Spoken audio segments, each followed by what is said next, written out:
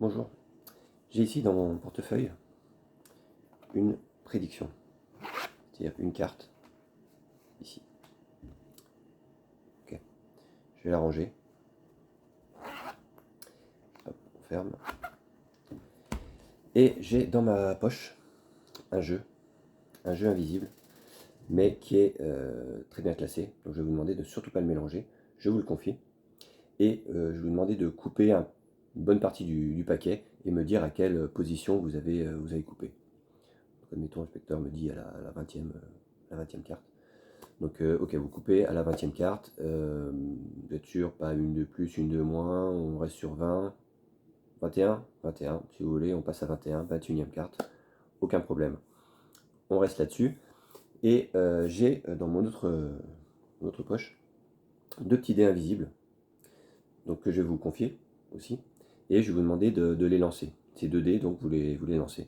Et la particularité des dés invisibles, c'est que c'est celui qui les lance qui peut voir euh, quels chiffres sont inscrits dessus. Donc moi je ne peux pas le voir, donc c'est à vous de me dire quels sont les chiffres sur ces dés. Donc, le spectateur lance et me dit 3 et 1. Bon, ok, admettons.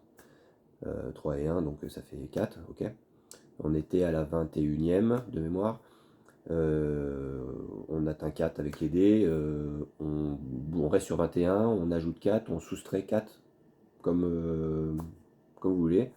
On soustrait 4, admettons. Donc on doit arriver à 17, je reprends tout. On arrive à la 17e position. Après j'avais une petite prédiction hein, ici dans ma poche d'IP. Et au milieu de toutes mes cartes de visite, mes cartes de machin, cartes de fidélité, j'ai une petite carte. Et je vous avais dit de surtout pas mélanger dans le jeu. Pourquoi? Parce que ici j'ai l'ordre exact du jeu. Vous voyez.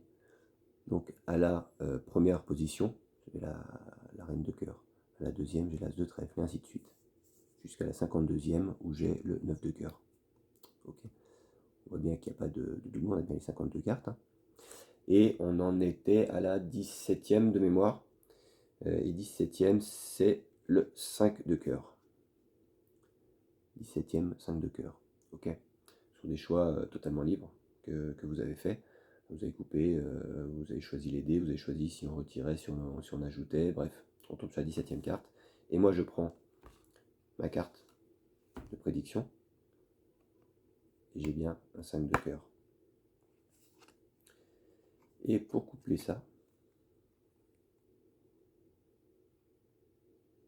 j'obtiens un 5 de cœur.